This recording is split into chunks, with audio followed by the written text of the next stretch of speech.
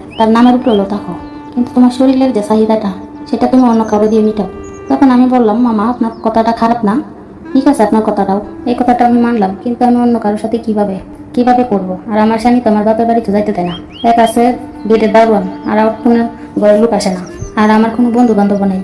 তখন বলে, হ্যাঁ কথাটা খারাপ না, আর তুমি তো দেখতে শুনতে খুব ভালো, একবারে কচি জিনিস। আমি বুঝলাম না যে আমার বাইক না এত সুন্দর একটা কচি জিনিস রাইখা কেন বিভিন্ন মেয়েদের পিছনে দৌড়া। তো যাই হোক, আমি আর একটা কথা বলি, তুমি যদি কিছু মনে না করো। তখন আমি বললাম, আচ্ছা ঠিক আছে মামা, আপনি বলেন। তখন বলে যে দেখো, এই বাড়িতে তো আর কেউ আসা যাওয়ার সাহস পায় না আমি ছাড়া। তাছাড়া আর আমি তো আপন মামা না, প্রতিবেশী মামা, আমি রাস্তাটাও চিনতে পারতেছি না। তো উনি তো আমাকে বাড়িতে নিয়েই যাবে, কারণ গাড়িটা তো আমাদের বাড়িতেই যাবে, মামার বাসায় যাবে। তো আমি তো অনেক খুশিতেই আছি, তো আমার খুব আনন্দ ফিল হচ্ছে। আর আমি সারাদিন এত টিকটক করেছি, তো আমার আসলে রাস্তাঘাটের দিকে কোনো ধ্যান নেই যে আসলে উনি আমাকে কোথায় নিয়ে যাচ্ছে। তো আমি তো আমার মতোই সারাদিন যে টিকটকগুলো করছি সেগুলো দেখতেছি, বন্ধু বান্ধবকে পাঠাইতেছি। তো উনি যে আস্তে আস্তে জঙ্গলের ভিতরে গাড়ি নিয়ে গেছে সেটা আমি টের পাইনি। তো কিছুক্ষণ পরে যখন গাড়িটা থামাইলো, তখন বললাম যে গাড়িটা বন্ধ করে দিলেন কেন? সে তখন বলে হয়তো গাড়িতে কোনো সমস্যা। তো উনি সামনে থেকে নেমে আসলো, সামনে থেকে নেমে উনি পিছনে সিরিজ চলে আসলো। তখন উনি বলে যে কি করতেছেন? তখন আমি বলি টিকটক দেখি। একা একাই দেখতেছেন, আমাকে দেখাবেন না? তখন আমি বলি হ্যাঁ দেখবেন তো, আসলে ওটা কোন জায়গা? তো আশেপাশে তাকায় দেখি শুধু খালি শিয়ালের ডাক। তখন আমার খুব, তো আমার বয়স অল্প, কিন্তু আমার থেকে আমার স্বামীর বয়স অনেক বেশি। তো আমার স্বামী আমার বিয়ে করে বাড়িতে রাখছে। তো সে অফিসে কাজ করে, কিন্তু বাড়িতে সে খুবই কম আসে। তো তাই আমি বলতাম যে বাড়িতে আসতেছে না কেন? তখন সে বলে অফিসে অনেক চাপ, তাই আজকে আর আসা হবে না। তো বেশ কিছুদিন অফিসের কাজে এখানে থাকতে হবে, বিভিন্ন দেশে যেতে হবে নাকি। তো এভাবে বিয়ের 1 বছর পর্যন্ত সে আমার ঠিক মতন সময় দিত। তো 1 বছর পর থেকে সে নানা অজুহাত দেখায়, তখন আর আমার সময় দেয় না। এবং আমার স্বামী আর আমার মামা শ্বশুর কিন্তু আমার স্বামীর অফিসেই চাকরি করে। তো আমার স্বামীর সাথে আমার মামা শ্বশুরের কিছু একটু সম্পর্কটা ভালো ছিল না, কিন্তু আমি জানতাম না। তো আমার স্বামী কি করে, অল্প বয়সী মেয়েদেরকে আইনা সে অফিসে ব্যবহার করে। তো সে কি করে, বিভিন্ন দেশে ওই মেয়েদেরকে নিয়ে হানিমুন করে, ঘুরতে যায়। অথচ আমাকে বলতো যে আমি অফিসের কাজে বাইরে গেছি। তো 1 মাস 2 মাস 3 মাস এরকম হয়ে যেত, কিন্তু আমার এই টাকা পয়সা গয়নাগাটি এইদিকে কোনো দিকে কমতি রাখতো না। তো তার এটা ধারণা ছিল। তো আমি তার ইচ্ছার বিরুদ্ধে কোনো জায়গায় যাইতে পারতাম না, এমনকি আমার বাপের বাড়িতে যাইতে পারতাম না। তো একদিন আমার স্বামী যখন একটা মেয়েকে নিয়ে হানিমুন করতে অন্য দেশে গেছে, আর অফিসের সব দায়িত্ব আমার মামা শ্বশুরকে দিয়ে গেছে। তো মামা শ্বশুর বলতো যে তোর এত সুন্দর বড় বউ তুই বিভিন্ন মেয়েদের সাথে এরকম করিস? তখন বলতো, আরে ওই মেয়েটা তো গরিব ঘরের মেয়ে, ওরে তো বিয়ে করছি সুন্দর দিকে এই লুবে, আর ওরে নিয়ে কি আমি সারা জীবন খাইবো নাকি? তো ওকে নিয়ে ফুর্তি করবো, রং তামাশা করবো, এই ভোজন করি, আর কয়দিন পরে তোকে সাইডেই দিব। তো যখন এই কথাটা শুনলো আমার স্বামীর মুখ থেকে, তখন আমার মামা শ্বশুরে চিন্তা করলো, তো হয়তো সাইডেই দিব। তো আমি আর বাদ দিই মুখের লেগা, আমিও একটু সুযোগে পটায় পটায় খাই, খেয়ে বেশ আছি। আর স্বামী যখন অন্য একটা মেয়ে নিয়ে হানিমুন করতে গেল, বলে গেছে যে তুমি বলবা অফিসের কাজের জন্য বিদেশে গেছে, তো 3 মাস দেরি হবে, এটা বলতে বলেছে। তো তখন সে আসলো, আসার পর আমাকে বললো যে দেখো বিউটি, তোমার স্বামী তো অফিসের কাজের জন্য বাড়ি গেছে, তো স্যার 3 মাস দেরি হবে। তখন আমি বললাম মামাকে যে মামা, যে বিয়ের 1 বছর পর্যন্ত সে ভালোই ছিল, আমাকে সে সময় দিছে, তখন তো তার অফিস ছিল তাই না? তখন তার অফিসে বাদ ছিল না, অফিস থেকে এসেও আমাকে সময় দিত। তারপরে দুপুরে লাঞ্চের সময় সে বাইরে যাইতো না, আমাকে সময় দিত। কিন্তু আজকে 3 বছর 4 বছর হয়ে গেছে বিয়ের, এই 3 বছর ধরে আমার সাথে সে এরকম কেন করতেছে? সে কয়েকদিন আগেও 6 মাস থেকে এলো অন্য রাষ্ট্রে, এখন আবার 3 মাসের জন্য আবার আরেক রাষ্ট্রে গেছে। তো যতটুকু সময় সে থাকে সে আমার কাছে আসে না। তখন মামা আমাকে বলল, আসলে সত্য কথা তো বাদ নেই দুনিয়াতে। আজকে তোমার ভালোর জন্য একটা কথা বলবো, তুমি দেখা গেল তুমি তোমার স্বামীর সাথে বলে দিলা। তখন আমি যেহেতু তোমার স্বামীর অফিসে চাকরি করি, তোমার স্বামীর মতো আমি আবার এত বড় লোক না। এখন তোমার স্বামীর অফিসে আমি চাকরি করি, এখন যদি তোমার স্বামীকে তুমি বলে দাও তাহলে তোমার চাকরিটা নট হয়ে যাবে। তখন আমি বললাম মামাকে, মামা আপনি ঘটনাটা কইলে কোন, আমি কিচ্ছু বলবো না। তখন বললো যে শোনো, আমার বাইকনার বাপের টাকা আছে, অনেক কোটিপতি, আমার বোনকে ভালোবেসে একটা কোটিপতির ছেলে বিয়ে করেছে, তাই আজকে আমার বোনও কোটিপতি আর আমার বাইকনাও কোটিপতি। আর আমি ফকির, আমি তো আর কোটিপতি না, আমি আমার বাইকনার অফিসে চাকরি করি। এখন টাকার গরমে আমার বাইক না, তোমার আর কি বলবো, তোমার বয়স তো প্রায় 18-20 বছর, আর আমার বাইক না 12 বছরের 13 বছরের মেয়ে নিয়ে অফিসে দিনের পর দিন ব্যবহার করে ইউজ করে। এমনকি একটা মেয়েরে নিয়ে বিভিন্ন দেশে যায়, যে তোমার যে বলে গেছে যে সে কাজে গেছে, আসলে সে কাজে যায়নি, সে বিভিন্ন মেয়েদেরকে নিয়ে হানিমুন করতে গেছে। তার তো টাকার অভাব নেই, সে সুখী মানুষ, সে তো টাকার পিছনে সময় নষ্ট করবে না। আর তার বিজনেস দেখার জন্য কত কর্মচারী আছে, তার তো আর পরিশ্রম করা লাগে না। সে বিভিন্ন দেশে বিভিন্ন জায়গায় নতুন নতুন মেয়েদেরকে নিয়ে যায়, ব্যবহার করে। আর যাদের নিত্য নতুন মেয়েদেরকে ব্যবহার করার ইচ্ছা, তাদের কি আর ঘরের বউ ভালো লাগে? আর তোমারও তো একটা ঘরের মধ্যে সুকেশের মতো সাজায় রাখছে একটুকুই, আর তোমার কাছে তো বউ হিসাবে কোনো সময়ই কাটে না। তখন আমি কান্নায় ভেঙে পড়লাম যে মানুষটা আমার ভালোবেসে বিয়ে করলো, আমি সাধারণ একটা গরিব ঘরের মেয়ে। তখন আমাকে বললো, হ্যাঁ তুমি গরিব ঘরের মেয়ে, আর তোমার স্বামী এলো কোটিপতি, আর তোমার স্বামীর সাথে তো তুমি টক্কর দিয়ে পারবো না। তার চেয়ে বরং সংসারটা হারানোর দরকার নেই, কারণ এত কোটিপতি ছেলে তোমাকে বিয়ে করেছে, আর তুমি তো এই ঘরের বউ হওয়ার যোগ্যতাও না। আর আমি কি মনে করি, তুমি যদি কিছু মনে না করো তাহলে একটা কথা বলতাম, যদি রাগ না করো। তখন আমি বললাম, আচ্ছা ঠিক আছে মামা, আপনি বলেন, আমি রাগ করবো না। তখন বলে যে দেখো, তোমার স্বামী যখন তোমার সময় দিছে না, তুমি ঘরের বউর মতোই থাকো। এত সম্পত্তির মালিক যে আছে, তার নামের উপরে হলো থাকো, কিন্তু তোমার শরীরের যে চাহিদাটা সেটা তুমি অন্য কাউকে দিয়ে মিটাও। তখন আমি বললাম, মামা আপনার কথাটা খারাপ না, ঠিক আছে আপনার কথাটাও, এই কথাটা আমি মানলাম, কিন্তু আমি অন্য কারোর সাথে কিভাবে করবো? আর আমার স্বামী তো আমার বাপের বাড়িতে যাইতে দেয় না, এক আছে গেটের দারোয়ান, আর কোনো ঘরের লোক আসে না, আর আমার কোনো বন্ধু বান্ধব নেই। তখন বলে, হ্যাঁ কথাটা খারাপ না, আর তুমি তো দেখতে শুনতে খুব ভালো, একবারে কচি জিনিস। আমি বুঝলাম না যে আমার বাইক না এত সুন্দর একটা কচি জিনিস রাইকা কেন বিভিন্ন মেয়েদের পিছনে দৌড়া। তো যাই হোক, আমি আর একটা কথা বলি, তুমি যদি কিছু মনে না করো। তখন আমি বললাম, আচ্ছা ঠিক আছে মামা, আপনি বলেন। তখন বলে যে দেখো, এ বাড়িতে তো আর কেউ আসা যাওয়ার সাহস পায় না আমি ছাড়া। তাছাড়া আর আমি তো আপন মামা না, প্রতিবেশী মামা। তুমি যদি কিছু মনে না করো তাহলে আমার সাথে তুমি এনজয় করো। আর আমিও তো বয়স্ক না, যেহেতু কাছাকাছি বয়স, আমার বয়স হলো 27 বছর, আর তোমার বয়স হলো মাত্র 20 বছর। তাহলে তুমি আমার সাথে একটু সময় কাটাও, তখন চাহিদাটাও মিটবো, সংসারটাও বাঁচবো। আর তোমার স্বামী যেমন চা তাই করো, যখনই আসুক না কেন।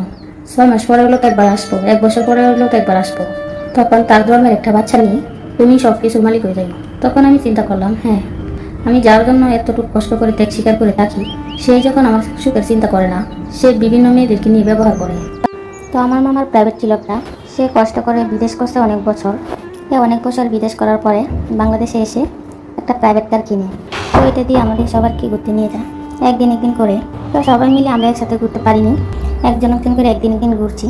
তো আমার যেদিন ঘোরার ডেট ছিল, তো আমার মামা আমাকে বলছে যে ড্রাইভার আছে, সমস্যা নেই, তোমার যেখানে ভালো লাগে তুমি ড্রাইভারকে বলবা, তোমাকে নিয়ে যাবে, আজকে সারাদিন তুমি প্রাইভেট কার দিয়ে ঘুরবা। তো আমি বললাম আচ্ছা ঠিক আছে।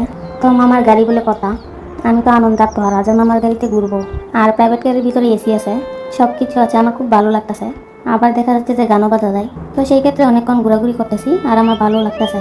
তো মামার ড্রাইভারটাই ইয়াং বয়সী ছিল, আমার থেকে 5-7 বছরের বড় হবে, কিন্তু অনেক স্মার্ট, অনেক হ্যান্ডসাম ছিল। তো আসলে আমি প্রথমত ওনার সাথে এইভাবে কথা বলি নাই, কারণ সে হলো ড্রাইভার, তো আমি তাকে কি বলবো। তখন আমাকে বলে যে আপনি কোথায় যাবেন, কোন জায়গায় ঘুরতে যাবেন সেটা আমাকে বলেন, আমি আপনাকে নিয়ে যাব। তো আমি বললাম আসলে পছন্দের জায়গা তো অনেকই আছে, সব জায়গাতে তো আর ঘোরা সম্ভব না, কারণ একদিনে তো আর অত জায়গায় ঘোরা সম্ভব হবে না। তখন আমাকে বলে আচ্ছা আপনার যেটা পছন্দের জায়গা সেটা দিয়ে আমি নিয়ে যাব, তো আপনি কোথায় যাবেন। তো আমাদের বাড়ি থেকে অনেকটা দূরেই, আমাদের বাড়িটা গ্রামে পড়ছে, তো শহরের দিকে যাইতে একটা পার্ক তৈরি হয়েছে।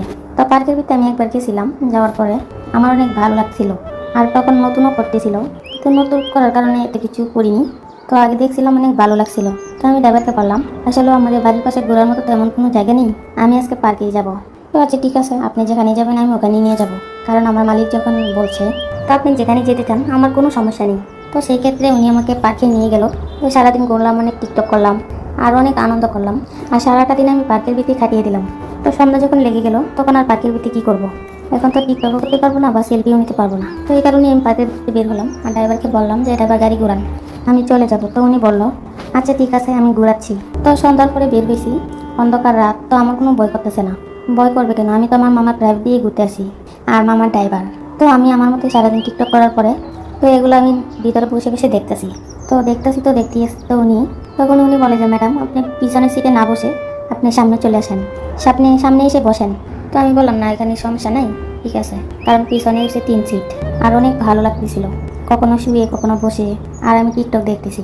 তখন বলো আচ্ছা ঠিক আছে আপনি ওখানে থাকেন। তখন আমি বললাম যে বাসায় পৌঁছতে কতক্ষণ লাগবে। তো উনি বলে আসলে আমার 1 ঘন্টাখানিক লাগবে, তো গাড়িতে তো গ্যাস ভরতে হবে, গ্যাস শেষ হয়ে গেছে, তো গ্যাস না বলে তো আর আমরা যাইতে পারবো না। তো আমি বললাম আচ্ছা কী করবেন। তখন বলে যে পাম্পে যেতে হবে, গ্যাস ভরতে হবে নাহলে তেল ভরতে হবে। তখন আমি বললাম আচ্ছা ঠিক আছে, আপনার যেটা ভালো হয় আপনি সেটাই করেন। তো আমি বললাম আচ্ছা ঠিক আছে আপনি তাড়াতাড়ি করেন, রাত বেশি করা যাবে না। তখন বলে যে না সমস্যা নেই ম্যাডাম, যেহেতু আমি আছি আপনার সাথে কোনো ভয় নেই, আপনি আমার সাথে সারা রাতি কাটাই দিতে পারেন। তো ওনার কথাটা আমি এভাবে নিলাম না, তো উনি আমাকে ভরসা করতে বলছে। তো উনি যে আমাকে সারা রাত কাটানোর কথা বলছে ওটা আসলে মাইন্ডে নেওয়ার মতো কোনো কিছুই না, তাই আমিও নিইনি। তো তারপরে উনি আস্তে আস্তে একটা সিএনজির পাম্পে গেল। তো ওই পাম্পে গিয়ে গ্যাস ভরলো। তখন আমি বলি, গ্যাস ভরা তো শেষ, তাহলে কি আমরা বাড়ির দিকে যাব? উনি বললো যে হ্যাঁ, আমরা বাড়ির দিকেই যাব। তখন আমরা আস্তে আস্তে করে এগোতে থাকলাম। তো এগোতে এগোতে অন্ধকার রাত, আমি রাস্তাটাও চিনতে পারতেছি না। তো উনি তো আমাকে বাড়িতে নিয়েই যাবে, কারণ গাড়িটা তো আমাদের বাড়িতেই যাবে, মামার বাসায় যাবে। তো আমি তো অনেক খুশিতেই আছি। তো আমার খুব আনন্দ ফিল হচ্ছে। আর আমি সারাদিন এত টিকটক করেছি, তো আমার আসলে রাস্তাঘাটের দিকে কোনো ধ্যান নেই যে আসলে উনি আমাকে কোথায় নিয়ে যাচ্ছে। তো আমি তো আমার মতোই সারাদিন যে টিকটকগুলো করছি সেগুলো দেখতেছি, বন্ধু বান্ধবকে পাঠাইতেছি। তো উনি যে আস্তে আস্তে জঙ্গলের ভিতরে গাড়ি নিয়ে গেছে সেটা আমি টের পাইনি। তো কিছুক্ষণ পরে যখন গাড়িটা থামাইলো তখন বললাম যে গাড়িটা বন্ধ করে দিলেন কেন? সে তখন বলে হয়তো গাড়িতে কোনো সমস্যা। তো উনি সামনে থেকে নেমে আসলো। সামনে থেকে নেমে উনি পিছনের সিটে চলে আসলো। তখন উনি বলে যে কি করতেছেন? তখন আমি বলি টিকটক দেখি। একা একাই দেখতেছেন, আমাকে দেখাবেন না? তখন আমি বলি হ্যাঁ দেখবেন তো, আসলে এটা কোন জায়গা? তো আশেপাশে তাকায় দেখি শুধু খালি শিয়ালের ডাক। তখন আমার খুব ভয় করতেছে, কারণ অন্ধকার রাত তো। তো উনি বলে ভয়ের কিছু নেই, আমি আসি। তখন আস্তে আস্তে উনি আমার পিছনের সিটে চলে আসলো, এসে আমার পাশে বসলো। তো ওনাকে দেখি আমার গা ঘেসে ঘেসে বসতেছে। তো ওনার চাল চলন আমার মোটেও ভালো লাগতেছে না, বেশি একটা সুবিধাজনক না। তখন আমি ওনাকে বলি যে আপনি কি করতেছেন, আপনি পিছনে আসলেন কেন? আপনার গাড়ি চালান, আমি বাসায় যাব। সে বলে বাসায় যাবেনি, আর বাসায় পৌঁছানো তো একটু আমার। তো আস্তে আস্তে উনি আমার শরীরে টাচ করার চেষ্টা করে। তো এক পর্যায়ে উনি আমার হাতটা ধরিয়ে ফেললো। তো হাতটা ধরে আমার হাতটা নিয়ে ওনার প্যান্টের উপরে রাখলো, ওই জিনিসটার উপরে রাখলো। তখন বলে যে ম্যাডাম, সারাদিন আপনাকে নিয়ে ঘোরার পরে আমার মাথাটা পুরো দূরে আছে। আর ম্যাডাম, আপনি যখন পার্কে ঘুরতেছিলেন আর আমি একটু হালকা নেশাপানি করেছি, আর আমার মাথায় কাজ করতেছে না। তো দেখেন ম্যাডাম, আমি যদি এখন গাড়ি চালাই তাহলে হয়তো অ্যাক্সিডেন্ট করব। তো একটু ঠান্ডা হই। তখন আমি বললাম, ঠান্ডা হবেন মানে? রাত অনেক হয়ে গেছে, আর আপনি এইসব কী করতেছেন? আপনি আমার শরীরে ধরতেছেন কেন? আর আপনি কিন্তু অনেক বেয়াদবি করতেছেন। তখন বলে ম্যাডাম দেখেন, আপনি উপযুক্ত মেয়ে আর আমি উপযুক্ত ছেলে, আর আপনার বডি ফিটনেস অনেক সুন্দর, আর আমি দেখতেও কিন্তু কম না। তো আসলে ছেলেটা দেখতে অনেক সুন্দর, অনেক হ্যান্ডসাম। তো সে সুন্দর হলে কি হবে? তখন সে আমাকে আজকে প্রপোজ করলো বলতে সে বিয়েরও প্রপোজ করে নাই, প্রেমেরও প্রপোজ করে নাই। সে ডাইরেক্ট বলে তার সাথে যেন আমি ফিজিক্যালি করি। আমি তখন তাকে একটা টাস করে চড় মেরে দিলাম যে আপনি কি বলতেছেন? আপনি সাধারণ একটা ড্রাইভার, আর আমার মামা আপনাকে চাকরি দিছে, আর আপনি আমাদের নুন খেয়ে, আপনি আমাদের গুণগান না গিয়ে আপনি আমার ক্ষতি করার চেষ্টা করেন। তখন বলে যে ম্যাডাম, আপনার ক্ষতি করার ইচ্ছা থাকলে আমি জোর করেই করতে পারতাম। তো আপোষে বলেছি যখন আপনি দেননি, তাহলে তো আমার জিনিসটা আমার আদায় করে নিতেই হবে। তারপরে উনি জোর জবরদস্তি করতে থাকে। তখন উনি গাড়ির সব গ্লাস আটকিয়ে দেয়, আর এমন একটা জায়গা সেখানে কোনো মানুষজনের সারা শব্দ নেই, একমাত্র পাখি, ঝিঝি পোকার ডাক, দেখা যাচ্ছে শিয়ালের ডাক, এর চেয়ে আর কোনো কিছু নেই। কোনো মানুষেরও সারা শব্দ নেই। আর এই নীরব জায়গার মধ্যে আমি চিৎকার করলেও কেউ বাঁচাতে আসবে না, বা ওই জায়গায় কেউ আসবেও না। তো এক পর্যায়ে উনি আমার শরীরে টাচ করতেছে, শরীরে এখানে ওখানে হাত দেয়। আসলে আমি তো একটা মেয়ে মানুষ, আর প্রতিটা মেয়ে মানুষেরই চাহিদা আছে, তা তো এটা আমাদের বলার দরকার নেই। আর এভাবে আমি আরও কিছুদিন তার সাথে সময় কাটাতে পারবো। তো এই বেবি আর মামাকে কিছুই বলিনি। তো না বলার পরে এক পর্যায়ে এভাবে আমাদের সম্পর্ক চলতেছে। তো হঠাৎ করে মামার গাড়ির চাকরিটা ছেড়ে দেয়, তো দেশে চলে যায়। তো উনি দেশে যাওয়ার পরে প্রায় 5-6 মাস পরে আমি বুঝতে পারি যে আমি মনে হয় প্রেগনেন্ট। তো এটা কীভাবে সম্ভব? উনি আমার সাথে ফিজিক্যালি 5-6 মাস ধরে করে না, আর এমনি তো বাচ্চা কীভাবে পেতে আসলো? তো এটা আমি মাথায় ধরতে পারতেছি না। তো আমি ডাক্তারের পরামর্শ নিলাম, ডাক্তারের কাছে গেলাম। তো ডাক্তার বললো এটা হতেই পারে, এটা অস্বাভাবিকের কিছু না।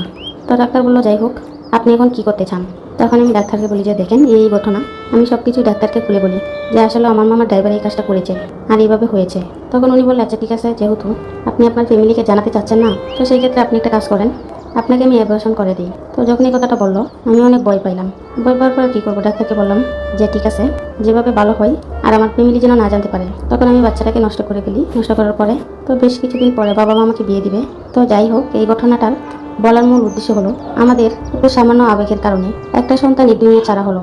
তো আমার গর্ভে যখন সন্তানটা চলে আসে, আমাদের ভালোবাসা যদি সত্যি হতো তাহলে এই পৃথিবীর আলো দেখতে পারতো এই সন্তানটা। কিন্তু আমরা একটু আবেগের বসে ফিজিক্যালি করতে গিয়ে আর একটা জীবন নষ্ট করে ফেললাম। আর আবেগে কখনোই জীবন চলে না, আর আবেগ দিয়ে কখনো জীবন বাস্তব করা যায় না। এটা আসলে বাস্তব কথা। তো আমি যে ভুলটা করেছি, আমি যেভাবে একটা পুরুষের সাথে সঙ্গ দিয়েছি, কোনো নারী এভাবে কোনো পুরুষের সাথে সঙ্গ দিবেন না। আর সঙ্গ দিলেও তাকে এতটা প্রশ্রয় দিবেন না। আপনি হয়তো তাকে ভালোবাসেন, ঠিক আছে, ভালোবেসে দুজনের কাছে যান, বিয়ে শাদী করেন। তো আমার মতো এভাবে মজা নিতে গিয়ে আপনার জীবনের লাইফটাকে নষ্ট করবেন না।